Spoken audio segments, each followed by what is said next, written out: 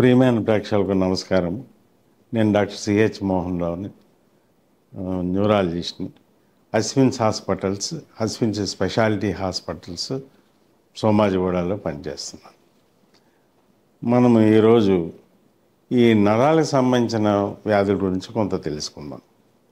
సాధారణంగా మన నరాలకు వచ్చే వ్యాధుల్లోని మెయిన్గా మనం చూస్తున్నవి స్ట్రోకు, అంటే పారాలిసిస్, పక్షవాతము, తర్వాత ఆల్జీమర్స్ డిసీజు, డీజనరేటివ్ డిసీజ్, మతి మరుపుతనము, తర్వాత మూర్ఛ రోగం, ఫిట్స్, ఆ తర్వాత నరాలు ఎఫెక్ట్ అవ్వడం, పెరిఫరల్ నర్వ్స్, నాడీ మండలం ఎఫెక్ట్ అవ్వడం, గులియన్ బెర్రీ సిండ్రోమ్ అంటాం. ఇంపార్టెంట్ అనేది నరములు ఎఫెక్ట్ అయ్యడం, పెరిఫరల్ నర్వ్స్ ఎఫెక్ట్ అయిన డిసీజెస్, వీటి గురించి మెయిన్గా తెలుసుకుందాం. నరాలకి ఇన్ఫెక్షన్స్ బ్యాక్టీరియా వలన, వైరస్ వలన రావచ్చు. అవి మనం ఈ కాలంలోనే బాగా కంట్రోల్ చేసుకోగలిగాము. ఎందుకంటే మన ఆరోగ్య పరిస్థితి బాగుంది, వ్యాక్సినేషన్స్ బాగున్నాయి. కాబట్టి వాటిని కమ్యూనికబుల్ డిసీజెస్ అంటాం. కమ్యూనికబుల్ డిసీజెస్ కంట్రోల్లోకి వచ్చాయి. నాన్ కమ్యూనికబుల్ డిసీజెస్ అంటే వ్యక్తి నుంచి వ్యక్తి సంక్రమించిన వ్యాధులు. అవి మెయిన్గాను డయాబెటీస్,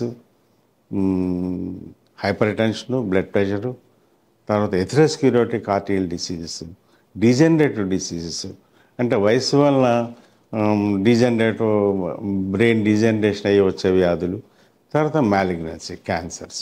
ఇవి నాన్ కమ్యూనికబుల్ డిసీజెస్లోకి వస్తాయి. వీటిలోని ముఖ్యంగాను మనం ఎక్కువగాను ప్రాధాన్యత ఇవ్వాల్సింది బ్లడ్ ప్రెషరు, డయాబెటీసు, స్థూలకాయం, ఒబేసిటీ, తర్వాత చెడు అలవాట్లు లైక్ డ్రింకింగ్, డ్రగ్స్, వీటికి మనం ప్రాధాన్యత ఇవ్వాలి. ముందు మనం బ్లడ్ ప్రెషర్ తీసుకుంటే, ఏదైనా బ్లడ్ ప్రెషర్ కానీ డయాబెటీస్ కానీ కొంత వయసులో వస్తుంది. ఇవి రావడంలో తప్పు లేదు. కానీ సకాలంలో గుర్తించి సకాలమైన ట్రీట్మెంట్ ఇచ్చి మనం కాంప్లికేషన్స్ రాకుండా చూసుకోవడంలోనే మన ప్రజ్ఞ అంతా ఉంది. ఇప్పుడు బీపీ వచ్చినప్పుడు మన సాధారణ బీపీ కంట్రోల్లో ఉంది అనుకుంటాం. బీపీ కంట్రోల్ చేసుకుని మాత్రలు వేసుకుంటూ బీపీ కంట్రోల్. ఎలాగ డిటెక్ట్ చేస్తాం బ్లడ్ ప్రెషర్ అన్నది? రొటీన్గా దేనికో వెళితే డాక్టర్ బీపీ చెక్ చేస్తాడు, బీపీలోని బీపీ బయటపడుతుంది. అలాగే ఒక్కొక్కసారి కొన్ని క్యాంప్స్ అరేంజ్ చేస్తుంటారు. ఏదో కొన్ని ఆర్గనైజేషన్స్ సొసైటీకి హెల్ప్ చేయడానికి, అవేర్నెస్ తీసుకురావడానికి క్యాంప్స్ అరేంజ్, అందులోని బ్లడ్ ప్రెషరు, షుగరు ఇటువంటివి బయటపడుతుంటాయి. బ్లడ్ ప్రెషర్ బయటపడిన తర్వాత బ్లడ్ ప్రెషర్ ట్రీట్మెంట్ ఇస్తారు, బ్లడ్ ప్రెషర్ కంట్రోల్లోకి వస్తుంది. కానీ బ్లడ్ ప్రెషర్ ఒకటి కంట్రోల్ చేసుకోవడం కాదు మనకు ముఖ్యం. బ్లడ్ ప్రెషర్ కంట్రోల్తో పాటు రక్తనాళాలు దెబ్బతినకుండా చూసుకోవాలి. రక్తనాళాలలోని ఎథెరోస్క్లెరోసిస్ అన్నది వయసు వలన రక్తనాళాల్లోని కొవ్వు పేరుకుపోవడం, రక్తనాళాలు ఒక డయామీటర్లో ఉండవలసి స్లోగా నేరో అయిపోవడం, అంటే కుంచుకుపోవడం జరుగుతుంది. కుంచుకుపోయేసరికి బ్లడ్ సప్లై వెళ్ళదు. వీటిని మనం కంట్రోల్ చేసుకోవాలి. బీపీ, షుగరు లేకపోయినా సరే ఈ ఎథెరోస్క్లెరోసిస్ అన్నది వస్తుంది వయసుతో పాటు. బీపీ, షుగరు వస్తే ఈ ఎథెరోస్క్లెరోసిస్ అతి త్వరగా వచ్చేస్తుంది. కాబట్టి మనకి బ్లడ్ ప్రెషర్ వచ్చినా, డయాబెటీస్ వచ్చినా వాటిని కంట్రోల్తో చేయడం పాటు ఇది కూడా మనసులో పెట్టుకోవాలి. రక్తనాళాలు అన్నది ఒక మొక్కకు కానీ ఒక చెట్టుకు కానీ వేళ్ళు ఎంత ఇంపార్టెంటో మన శరీరానికి రక్తనాళాలు అంత ఇంపార్టెంట్. రక్తనాళాలు బాగా పనిచేస్తున్నాయి, ముసుగుపోలేదు, కుంచుకుపోలేదు అంటే అన్ని అవయవాలు సక్రమంగా పనిచేస్తున్నాయి. వాటికి కావాల్సిన న్యూట్రిషన్ అందుతుంది. వాటిలో తయారైన చెడు పదార్థాలని అక్కడి నుంచి మోసుకు వెళ్ళిపోద్ది. కాబట్టి ఆ టిష్యూస్, ఆ కణజాలం చక్కగా మెయింటైన్ అవుతుంది. సో బ్లడ్ ప్రెషర్తో పాటు వేరే డిసీజ్ కూడా ఉంటాయి. ఒక్కొక్క వయసులో ఒక్కొక్క డిసీజ్ మనం చూస్తుంటాం. అంతా బాగున్నాడు, యంగ్ వయసు, 20 years, 23 years, ఏమీ అలవాట్లు లేవు, కానీ సడన్గా పారాలిసిస్ వచ్చింది, లేకపోతే సడన్ డెత్. ఇవి అప్పుడప్పుడు వింటుంటాం మనం. అథ్లెట్ ఫుట్బాల్ ఆడుతున్నాడు, సడన్గా చనిపోయాడు. అంటే కారణం ఉంది లోపల, కానీ మనం డిటెక్ట్ చేయలేదు. వీటిని స్క్రీనింగ్ టెస్ట్ అంటే చిన్న వయసులోని హార్ట్లోని కంజెంటల్ బైబర్త్ డిఫెక్ట్స్ ఉండొచ్చు. ఇవి కొన్నాళ్ళు అయిన తర్వాత బయటపడతాయి ఏదో కాంప్లికేషన్స్తో. లేకపోతే బ్లడ్ కెమిస్ట్రీలోనే బ్లడ్లో అనేక రకమైన బ్లడ్ కూడా ఒక రకమైన కణజాలమే, కాకపోతే ద్రవ పదార్థంలో ఉంటుంది. దానిలోని ఎర్ర కణాలు, తెల్ల కణాలు, అనేకమైన గడ్డ కట్టడానికి కావలసిన సెల్స్, పల్చగా ఉండడానికి కావాల్సిన సెల్స్ ఇవన్నీ ఉంటాయి. వీటిలో ఎప్పుడైతే ఇంబ్యాలెన్స్ వస్తుందో స్పాంటేనియస్గా అంటే ఏ కారణం లేకుండాను గడ్డగట్టకపోతుంది. రక్తం ఎప్పుడైతే గడ్డగట్టకపోయిందో ఆ పర్టికులర్ ఆర్గాను, ఆ అవయవం దెబ్బతినేస్తుంది, పెరాలసిస్కి దారితీస్తుంది, లేకపోతే కంటి చూపు పోద్ది, లేదా హార్ట్ అటాక్ వస్తుంది. సో చిన్న వయసులో ఇవి మనం గుర్తుపెట్టుకోండి. పెద్ద వయసులోని ఇంకొచ్చేసరికి కొన్ని మార్పు చేయగలిగిన అలవాట్లు ఉంటాయి. ఏంటి అవి అలవాట్లు? వెయిట్ పెరగడం, స్థూలకాయం రాకుండా చూసుకోవడం, యాక్టివిటీ ఫిజికల్ యాక్టివిటీ ఉంచుకోవడం, సెడెంటరీ ఒకే దగ్గర ఎక్కువగా లేజీగా కూర్చొని ఉండకుండాను ఎక్సర్సైజ్ చేసుకోవడం, తర్వాత తాగుడు, స్మోకింగ్ ఇటువంటి లేకుండా చూసుకోవడం, ఇవన్నీ డయాబెటీస్, హైపర్ టెన్షన్, ఇవన్నీ మాడిఫైబుల్ రిస్క్ ఫ్యాక్టర్స్ అంటాం.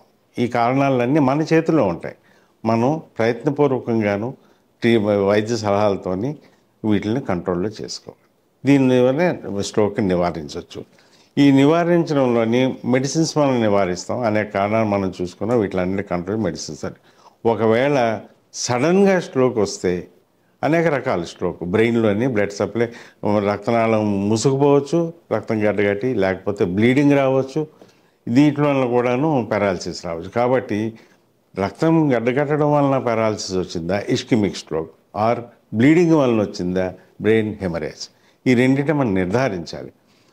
ఎందుకంటే రక్తం గడ్డగట్టకపోతే ట్రీట్మెంట్ ఒకలాగా ఉంటుంది. ఆ గడ్డగట్టిన రక్తాన్ని మనం డిజాల్వ్ చేసేయాలి, కరిగించేయాలి. కరిగించేస్తే రక్త ప్రసరణ తేరుకుంటుంది. బ్లీడింగ్ ఉంటే ఆ బ్లీడింగ్ ఆపడానికి ప్రయత్నం చేయాలి. మనం ఇది నిర్ధారించకుండా ట్రీట్మెంట్ ప్లాన్ చేయలేం. ఇంతకుముందు ఈ అవకాశం ఉండేది కాదు. కాబట్టి మనం ఏదో సిమ్టమాటిక్గా ట్రీట్మెంట్ ఇచ్చారు. బతికిన వాళ్ళు బతికేవాళ్ళు, లేని వాళ్ళు చనిపోయేవారు, బతికిన వాళ్ళు కూడాను కాంప్లికేషన్స్తోని దాంతో జీవితం గడపాల్సి వచ్చేది. ఇప్పుడు స్ట్రోక్ వచ్చిన వెంటనే అతి దగ్గరగా ఉన్న హాస్పిటల్, సిటీ స్కాన్ ఫెసిలిటీ ఉన్న హాస్పిటల్కి వెళ్ళిపోవాలి. సిటీ స్కాన్ బ్రెయిన్ తీయగానే మనకు తెలిసిపోద్ది అందులో బ్లీడింగ్ ఉందా, లేకపోతే రక్తం గడ్డగట్టి. వితిన్ 3 hours వస్తే ఆ రక్తం గడ్డగట్టిన రక్తాన్ని మనం కరిగించడానికి ఇంజెక్షన్స్ ఇవ్వచ్చు. దాన్ని థ్రాంబోలైసిస్ అంటాం. కరిగించిన వెంటనే రక్తం అది కరిగిపోయిన వెంటనే రక్త ప్రసరణ రెస్టోర్ అవుద్ది అండ్ పేషెంట్ రికవర్ అయిపోతాడు.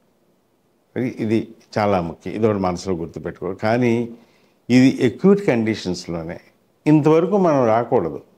మనకు తెలుసు ఆల్రెడీ బీపీ వచ్చింది, ఇవి వచ్చింది, వీటిని కంట్రోల్ చేసుకోకుండాను మనం వీటి మీద కాన్సన్ట్రేట్ చేయాలి. అది కూడా ముఖ్యమే. కానీ మెయిన్ ప్రివెన్షనే ముఖ్యం. అసలు నిరోధించాలి ముందు. అది సింపుల్. చక్కగా బీపీ, కొంతమంది సాధారణంగా ఇక్కడే మనం తప్పు చేస్తుంటాం. పేషెంట్స్ మెడిసిన్స్ వేసుకుంటుంటారు. నాకు 10 సంవత్సరాల నుంచి మెడిసిన్స్ వేసుకుంటున్నాను కానీ స్ట్రోక్ వచ్చిందని అంటారు. కానీ మెడిసిన్ అప్పుడు వేసుకుని మొదలుపెట్టారు, కానీ వయసు పెరుగుతున్న కొద్దీ లోపల మార్పులు వస్తాయి. తర్వాత ఏమో మెడిసిన్స్ కూడా కొన్నాళ్ళుగా పనిచేయవు. డోస్ అయినా మార్చాలి, లేకపోతే గ్రూప్ అయినా మార్చాలి. దాంతోపాటు వేరేవి కూడా కలిసి వస్తాయి. బీపీ ఉంది, కొన్నాళ్ళు అయిన తర్వాత కొలెస్ట్రాల్ వస్తుంది, కొన్నాళ్ళు అయిన డయాబెటీస్ వస్తుంది. వీటిని కూడా చూసుకుంటే ఎప్పటికప్పుడు చూసుకుంటే చెక్. కాబట్టి అట్లీస్ట్ బీపీ వచ్చినా, డయాబెటీస్ అట్లీస్ట్ 3 monthsకి ఒకసారి ఫ్యామిలీ డాక్టర్ దగ్గరికి వెళ్తే చాలు. వెళ్తే దాన్ని బట్టి ట్రీట్మెంట్ మారుతుంది. స్ట్రోక్ రాకుండా మనం నివారించవచ్చు. ఇది స్ట్రోక్ గురించి. మళ్ళీ ఇంకొక క్లాస్లోని, ఇంకొక పరిచయంలోని వేరే డిసీజ్ గురించి తెలుసుకుందాం. నమస్కారం.